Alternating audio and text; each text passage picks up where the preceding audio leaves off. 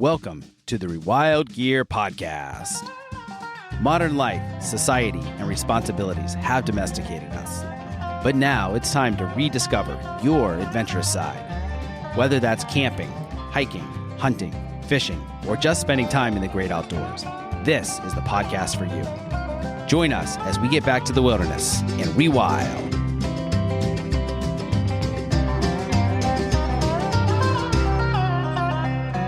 Welcome, everyone, to the Adventure Made podcast. Your hosts this week will be Adam and David. Let's get started. Welcome to the Rewild Gear podcast. Welcome, everyone. This is David. And Adam. Typically, Seth is hosting this, and he is currently traveling. So we are going to do a little podcast today. So you want to kick us off, Adam? Yeah, so I think the last podcast was Seth doing a little solo cast and talking about the company and kind of the origins of it all. We're going to take a little different route today and focus on some other stuff, things probably we have not talked about yet. We, as you all know, we are all husbands and fathers, have kids, and we do our best to get them outside. So we're going to talk about some of the rewilding we do as families with our children, getting them outside and in the great outdoors and what that kind of looks like. Any initial thoughts, Dave? Well, I'll preface it with, so between the two of us, I guess we have, 7 kids? Yep. Yeah, that sounds right. We're both pretty busy, but having this as an important part of our lives, it's something we try to do on a daily basis. So one of the things, we both love to do, Adam, is camping with our families. And so what are some tips that you found that help when you're preparing for a camping trip with kids? And what are some things that you found that work well? Yeah, so I would say, when it comes to children, the prepping beforehand, whatever that, if it's a road trip, if it's an outdoor camping trip, whatever it is, prepping the kids beforehand usually goes a long way and helps that trip or whatever the event is be a lot more successful, just in general. So yeah, some of that would be like giving them a heads up a few days ahead of time. So my kids are 5, so the twins, and then William 3. So they're understanding things enough to comprehend all the things that we need to get done. So it's a matter of, all right, let's get your guys' backpacks. Let's fill them up with the stuff that you're going to bring. And it might be like we limit their toys when we're going outside. So, all right, you get to pick one toy to bring with you and then throw in, a hat, maybe a flannel shirt, sunglasses, whatever, so let them get excited about them packing their bags and then having them help me pack the rest of the gear. And then pack in the van and getting everything together. That usually helps them kind of put everything together and understand what's really happening beforehand. Yeah. So you let them be a kind of a big part of it and kind of take their own ownership of assembling some of their own things and really being involved with the whole process, it sounds like. Yeah, I do. Yeah, as much as possible. I just find the more that they can understand what's happening and be involved with it, the more excited they are and the easier the rest of the trip ends up going. Yeah, that makes sense. Do you have a favorite style of camping with kids? So like backyard camping or maybe a close park. Have you guys tried any kind of backcountry camping at all yet, or? We have not gone too far. There's usually some form of running water within a nearby walking distance. With the kids the age they are, there's still a lot that we have to take in consideration. I mean, we still have diapers we got to deal with, and the youngest gets filthy and a mess. It's sticky. So no, we usually do. Typically, I'd say a picnic table around. Unfortunately, still, but no, it's I do like to make the campsite situated and cozy and make it kind of like home a little bit, Nothing wrong with that. That's yeah. I spend a lot of time making it as comfortable as possible for the kids. Yeah, that's good. That's one thing I've found with, so our oldest is 7, and then the youngest is 2. And camping with them, the preparation, like you said, I think is one of the most important parts. So making sure ahead of time you have everything. So you have all your water, and obviously this varies depending on where you're camping at, but all your water, lots and lots of snacks. And then, like you said, Adam, having them be a part of it and letting them pack maybe their backpack with a couple toys, or sometimes we'll get a new toy at the dollar store, like a frisbee or something, and just letting them have it be kind of a big deal. We're going camping, we're gonna be cooking outside, we're gonna be sleeping in a tent, and really kind of building it up. And I mean, they love it. Any chance we get, we try to go. So we were actually camping on a Saturday night with some friends, and it was the same thing. George and I, he was so excited about going, and the preparation. He's like, Dad, all right, what do we need to get? I've already got my backpack packed. Here's everything I have in it. I've got my pocket knife, and I've got my boots. And he had pretty much everything. So I didn't even really look in his backpack. I was like, so you have this, and this? He's like, yeah, I've already got it all. I was like, okay, well, I think we're good. Let's go. So and I think the cool thing is, it's, as he's getting older, it's getting easier to do these kinds of things. So, I think when he's, maybe 10, 11, 12, we'll be able to do some more, backcountry trips. And he even said the other day, he's like, so I need a bigger backpack. That way we can go, on a big long trip. Yeah, it's like, okay, awesome. Cool. Yeah, we'll get you one. So, and then Maryfield there, they're kind of getting more into it. Yeah, just enjoy being outside and playing in the dirt. And yeah, it's been fun. Well, I just remember George at deer camp last year. George last year when he was 6 at deer camp. Oh, yeah. He was a trooper. He was getting up early. Yeah. I mean, he'd stay out there hunting for, hours on end, and it was like very, still, and paid attention, and was like all about it. He just loved being out there with us. Yeah, he loves it. Yeah, he absolutely loves it, which is awesome. He's been talking about deer camp probably the last 2 months already. Yeah. Like, how long do we have until it's deer camp? So yeah, which is awesome. I think that's one of the coolest things, instilling that in them at such a young age. Yeah. So it's cool to see it start trickling down. Yeah. So what are some ways that we get our kids outdoors? What are some ways that you and Mallory kind of get the kids outdoors, get them back into nature? What are some things that are practical ways that, if it's dads or moms listening to this, that they can use and implement? Yeah. So I do think, depending on your location where you live, varies as to what that will look like. Being in Texas, summers are very hot and humid. So, we're in the pool a lot. So we're outside a lot, but it's usually water related. Whether that's some lake or river, right, or swimming pool, and I don't know.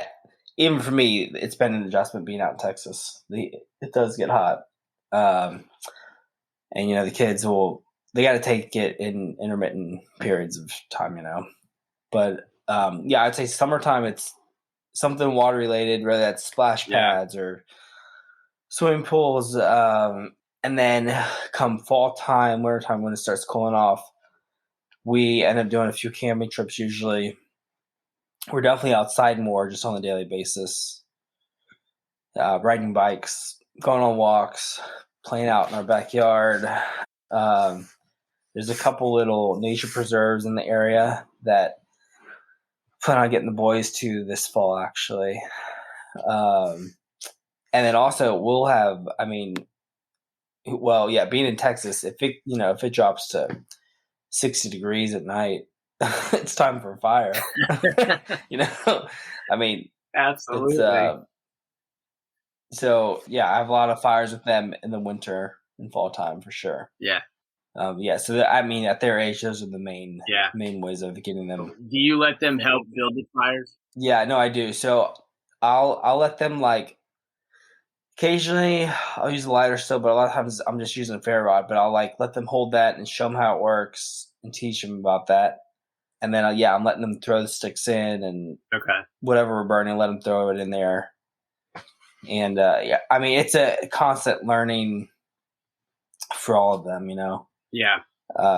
You teach them about the smoke and how the fire pit gets hot, and you know, keeping a distance and not touching certain things, and you know, all that.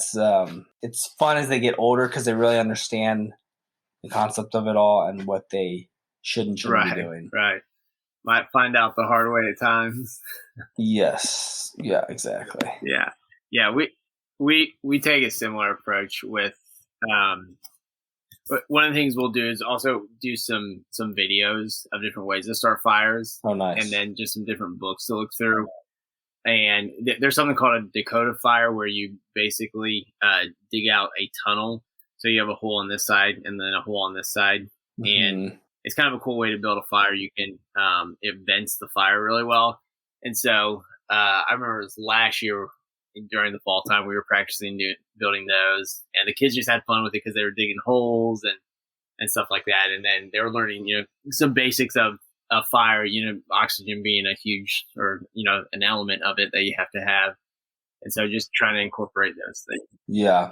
And yeah, that's what I love about the fall too. I mean, it's so easy to get outside during the fall. Well, obviously Texas is a little bit different, but here in Kentucky, getting all the different seasons, fall is just such a great time to really take advantage of being outdoors and, you know, building the fires and camping, and I don't know, just the chill in the air.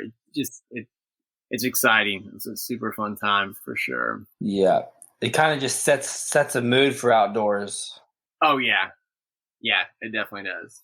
It definitely does. Talking about the fire, what we've talked about this a little bit before, but introducing knives to your kids or our kids, and kind of respect for firearms. What have you thought much about that, or kind of what approach you guys take? Yeah, and so I remember growing up, and our dad had guns and knives, and he'd bring them out and let us see them and touch them, look at them. We never really shot them much until we got older. Yeah.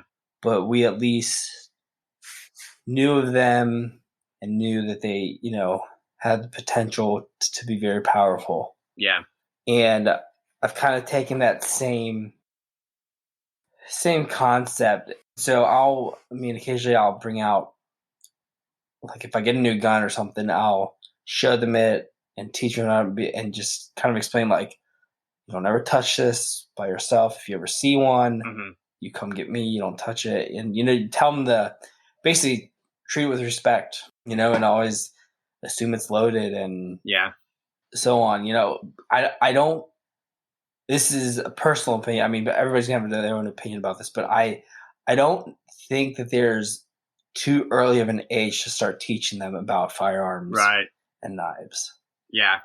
But that's just my own personal opinion, because I think the sooner you start teaching them, it'll build as they're growing, and they can start putting things together and connecting the dots and realizing what it is and the potential it has for good and bad. Yeah. Like last year when I brought the antlers home and the deer skin from the deer I shot, they were like connecting the dots from a firearm, a deer, here's the skin, and then the meat as well, and putting it all together. And just seeing them do that was huge, you know, making that connection. Yeah, that's cool. In their little 4-year-old brains, yeah. So knives, I mean, I bring out knives pretty often, actually, and I'll lay them all out sometimes. Like the other day, well, it was probably a couple weeks ago, I brought out all my knives, laid them out, and I was like, all right, the 3 older ones anyway. I was like, all right, everybody pick your favorite knife. And it was really interesting because they all had completely different tastes of knives. So they all picked their first favorite knife. Oh, that's a good idea. And I was like, all right, everybody pick your second favorite knife. Yeah, so they all went up to, I think, 3 or 4 of their favorite knives, the ones that they want when they get old enough. I was like, all right, it's good to know. That's awesome. Did they fight over any of them? No, actually, it's really interesting. They're all pretty good at like picking different things from what the other one wants usually. Nice. So yeah, they all had actually completely different styles or likes of the different knives. That's funny. So yeah, and then just letting them see them and even handling them with supervision and teaching them how sharp and how dangerous they can be. Actually, so Caspian the other day, it was around the same time I was showing him all the knives. I think I left a couple of knives on the table and I walked away and he grabbed one of them and went outside with one of them. He ends up cutting his finger on one of the knives, which is a good learning experience for him too, to see like, I'm not just telling you these things, it's actually real, like they can hurt. Yeah. So I think just connecting the dots. Yeah. I don't know. I just think the more you can get them in front of some of these things and really talking to them about it, the more it'll make sense as time goes on. And obviously keeping these things out of reach when you're not with them. Yeah. Keeping them in safe places. Right. Yeah. I remember someone talking about that, and they were talking about how, kids are so curious, and sometimes that's what gets them in trouble. Right. And so, kind of taking away that curiosity from an early age can, I think, be an important thing. Yeah, I'd agree with that. No, but what I was going to say is, so we have like the kitchen knives, and we also have these tiny little, very dull knives that we let the boys use. They're not even sharp. It's just like a little piece of metal into like a wooden handle. So it teaches them kind of how to use a knife. But there was a sharp knife today on the cutting board, and Caspian grabs it and starts cutting a cracker and just going to town with it. So I definitely have to watch him a little closer than the other ones. Yeah. A little more curious. I remember talking to, I have a buddy that is a retired police officer for, I think 25, 30 years.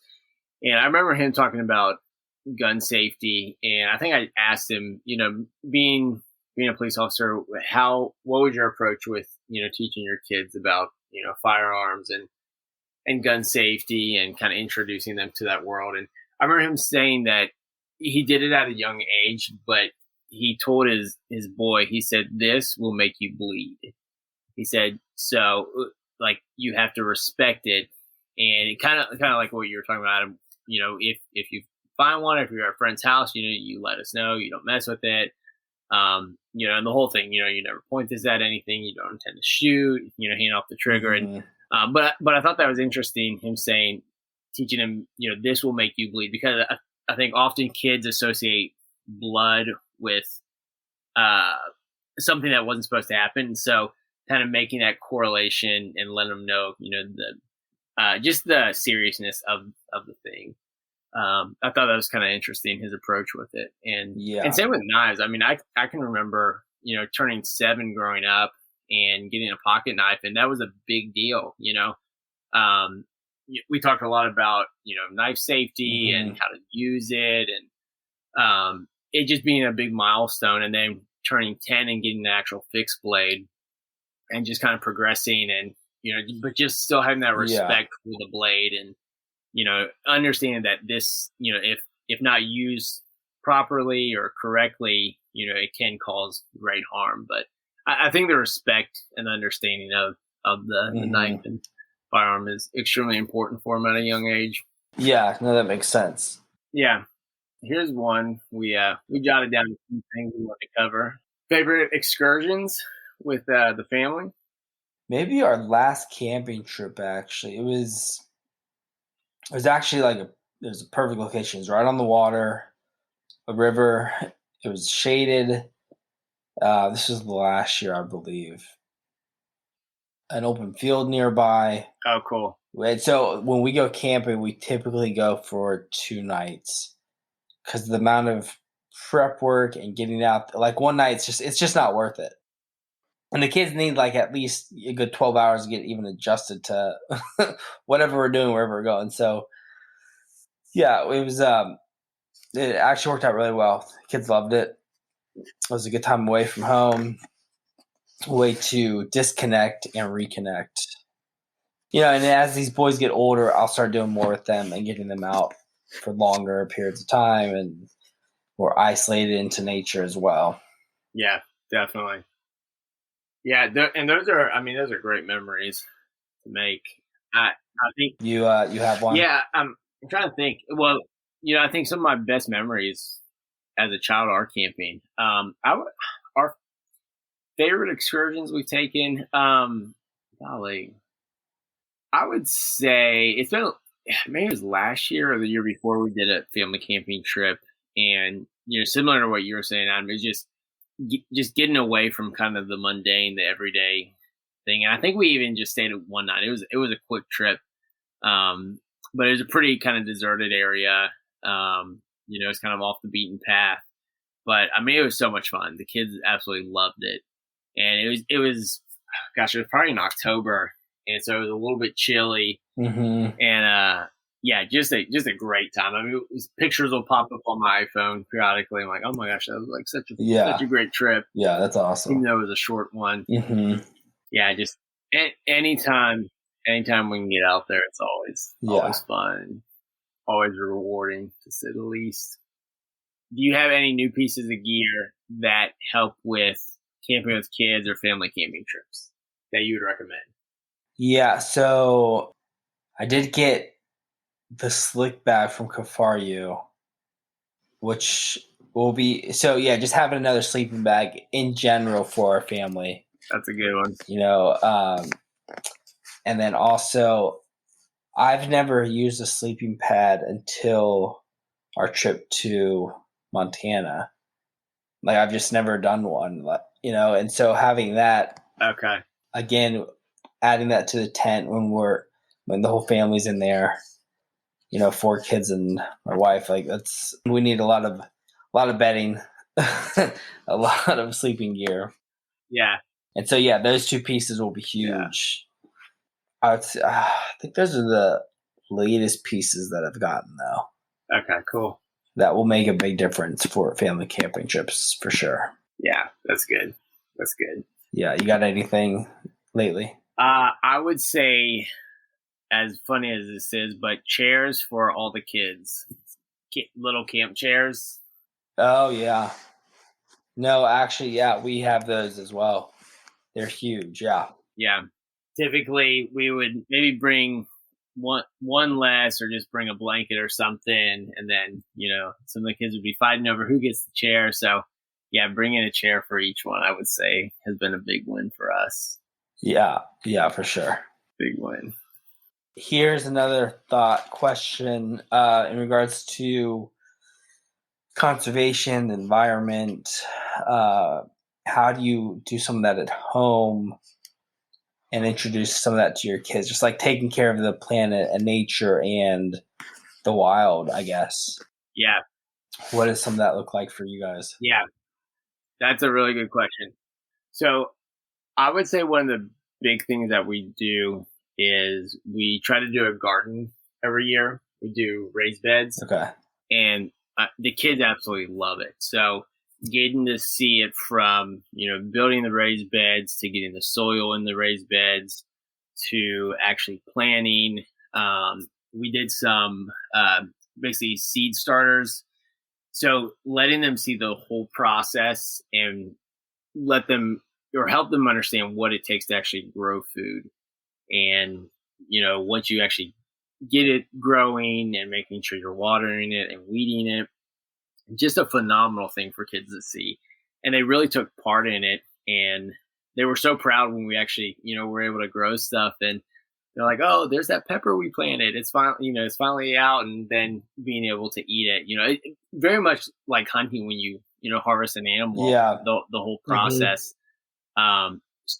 so rewarding. I mean, they love it, and they go and check on the garden every day, and be responsible for watering it and helping with it. And I remember we had someone on the podcast, and I'm drawing a blank on his name right now, but I remember him saying, if you could do one thing for the environment, he said, grow some of your own food, do a garden and grow some of your own food, grow some vegetables. Mm-hmm. He's like, start there and then expand. And I thought that was really great advice because it's so simple, but I think people are starting to do it more now. At least I hope they are.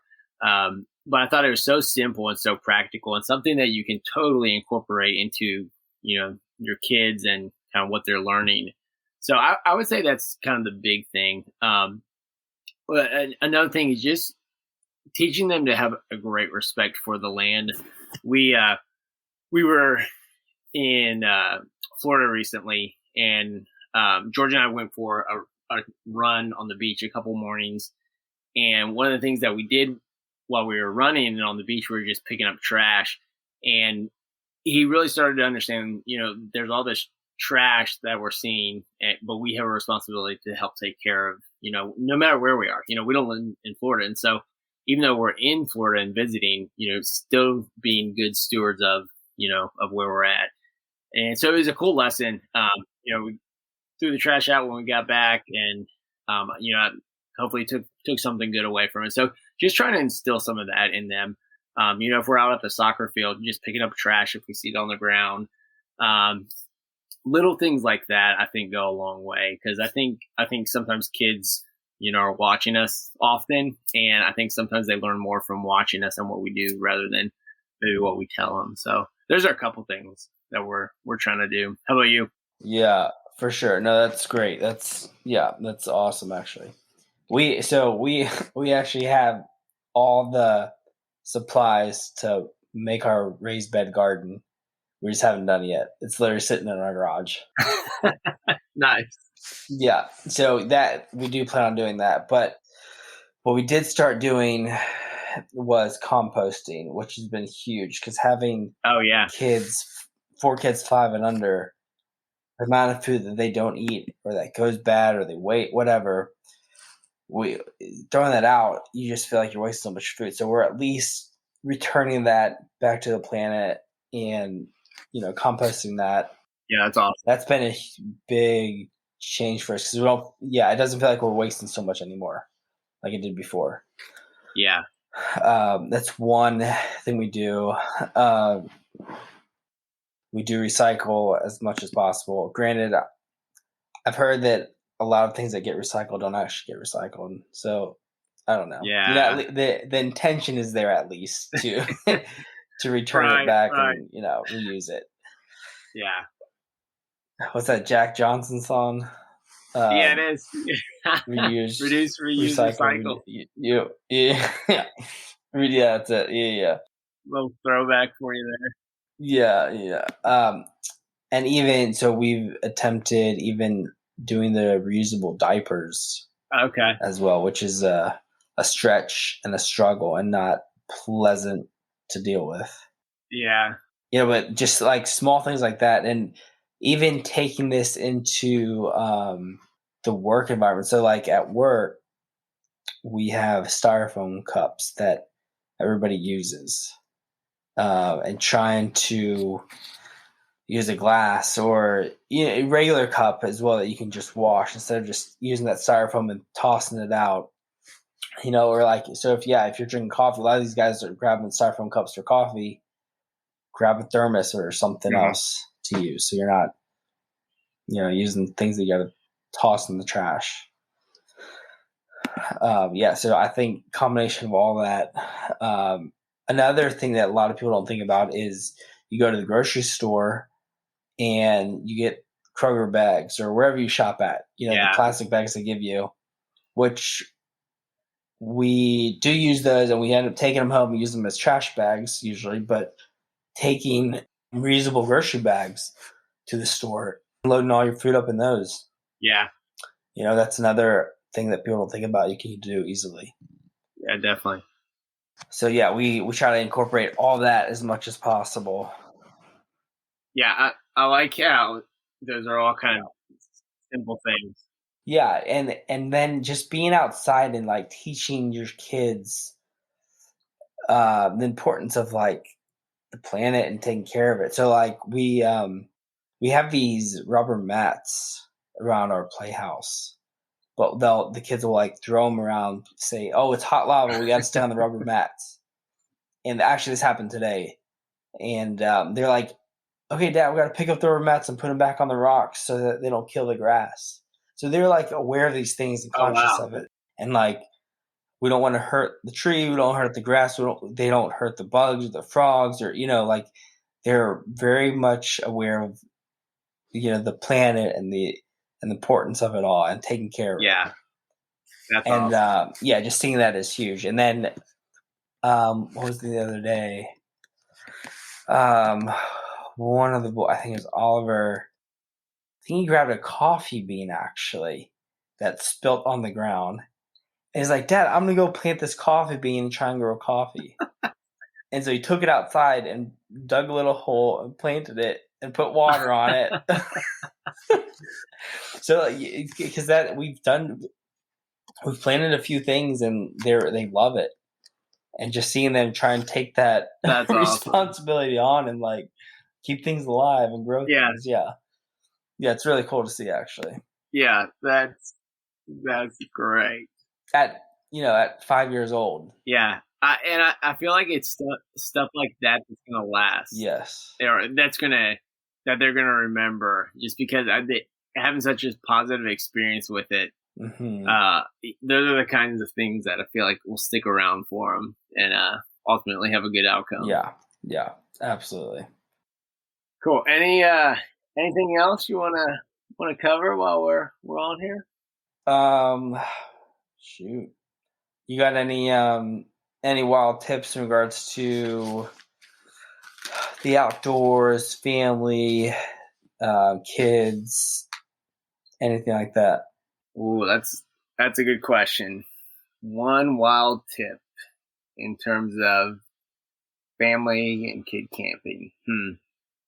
I think I would say, and this doesn't even have to be something you go out and buy, but I think my one wild tip for that would be to try to make the experience very enjoyable for the kids and even your spouse. Yeah. even them, if they're coming along, try to make it an enjoyable and easy time. But also understand that this may not be the most fun for you, but it's going to pay dividends down the road because when they're 10, 11, 12, they can go on those crazy excursions with you and they're going to know what to do. They're going to love it. They're not going to complain. They're going to want it to go. So I would say build it up and prepare accordingly so that it's easy, or I should say easier, and they're excited about it. Yeah, that'd be my tip. Actually, that's really good advice. Going into some sort of outdoor excursion, adventure, a camping trip, and already mentally prepping yourself to say, this is not my ideal outdoor adventure for myself. Yeah. And this may be a little bit miserable for me. Exactly. Because I have to deal with 3, 4, 5, 6, whatever, however many kids, and make it exciting and happy for them. But it may not be for me. That's actually, that's brilliant, actually. Yeah. So that, 5 years down the road, you'll be living the high life with them. They'll start asking. Yeah. They'll start asking, when are we going camping? When can we go camping? And I think that's ultimately what we want. We want to instill the love of the wild of nature in our kids. So, yeah. What about you? What's your one wild tip for family camping? Well, I would say it's similar, but it's more in the present in regards to like being over prepared when you have kids out in the outdoors. Okay. So when you don't have your conveniences of having a bathroom and a sink and towels and but having if you think you need 2 rolls of toilet paper, maybe bring 4. think you need one roll of paper towels, bring 2, or if you think you need 4 gallons of water, bring 6, or just over prepare when you have kids, because it makes your life easier on the camping trip. And even if it takes more preparedness and more prepping and more work in the beginning, during that camping trip, whatever that event is, it'll make it much smoother and easier and less stressful. Yeah. Oh, I would completely agree. That's great advice. Yeah, I think both of those play right into each other. The preparation of it and making sure you have everything, and then just having the right mindset of knowing that this is for them, this is to have a great experience, or for them to have a great experience and really get out there with them. So yeah, I love it. Cool. Well, I think we can call it a wrap. Oh, and also just making sure they're comfortable. So like looking at the weather and the temperature, making sure they have, if it's going to be potentially cold, make sure they have plenty of clothes to stay warm. Yeah. Little kids, when they're cold or too hot, it just makes for a miserable time. Yeah. That's a great point. Yeah. That's definitely true. I can think of several occasions where we didn't quite do that and we regretted it greatly. Yeah, absolutely. So that's a great tip. Yeah. Awesome. All right. Well, I guess we will wrap it up here. So thanks everyone for listening. Adam, it was fun. We'll do it again sometime soon. Everyone stay wild. Thanks for listening to the Rewild Gear podcast. You could check out the show notes for today's episode at rewildgearpodcast.com. If you're ready to spend more time in the wild, our line of high-quality, minimalistic outdoor gear can help you do just that. Check us out at rewildgear.com.